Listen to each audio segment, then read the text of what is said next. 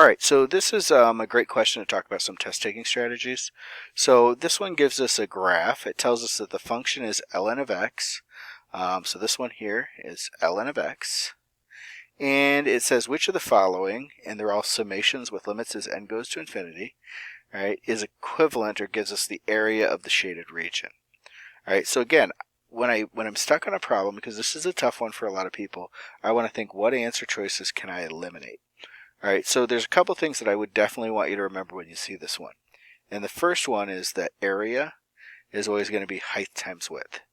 All right, the height of that rectangle I just drew in is going to be driven by the ln function. All right, so I'm going to have ln of something, and then I'm going to be timesing it by a delta x. All right, so I've got height times width. All right, to be honest, that's enough to knock a couple of these choices out. So when I look down to my answer choices, all right, my only options are an ln of something times a width. This first one has an extra 1 in front. All right, the second one is an ln of 1 plus 3k over n, and then it's times a 3 over n, so that structure's okay. The next one is ln of 4 over n times 1 plus 4k over n, so that structure's okay. Right, because it's an ln of something and then times some amount. And then the next one has an ln of something times some amount. So we've got one of them eliminated right out of the gates. Now, next thing I'm going to look at is I'm going to look at the delta x. So this is based on n rectangles based on the structure. So if I look at my total width goes from 1 to 4, which is a width of 3. So the total width divided by the number of rectangles would correspond to my delta x. Now, in reality, that allows me to rule out those two choices. All right, in C, I have 1 plus 4k over n for my delta x, so delta x is changing, and it's getting bigger and bigger as I go further out, which doesn't make a whole lot of sense.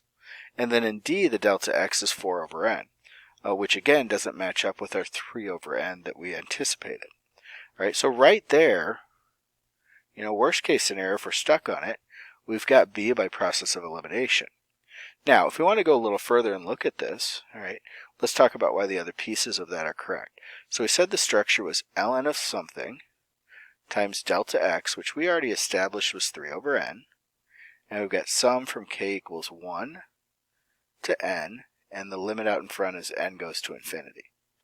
All right, so we need to look at the inside here. All right, and the inside is all about taking steps over by widths. So first thing I notice if I'm up here at the top is that this shaded region starts at 1. So I'm going to build everything from 1. All right, I'm going to be moving over a set number of widths from 1 as I move across this.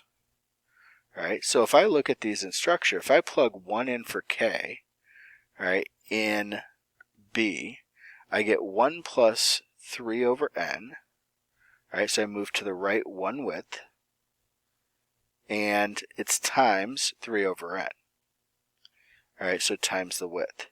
So as I move over, I want to move over 1 width at a time, all the way through this out to the nth width.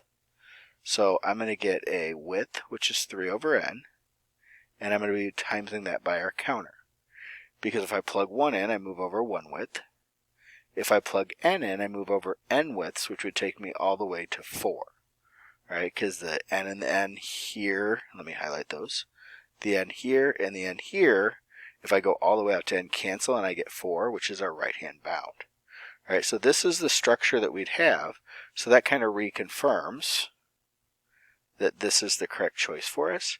But again, do remember that we were able to answer that question without going through all of the work, just by remembering the big structure that we have height times width to get area, and then recognizing that our width had to be the total width divided by the number of rectangles. I hope that helped. Thanks.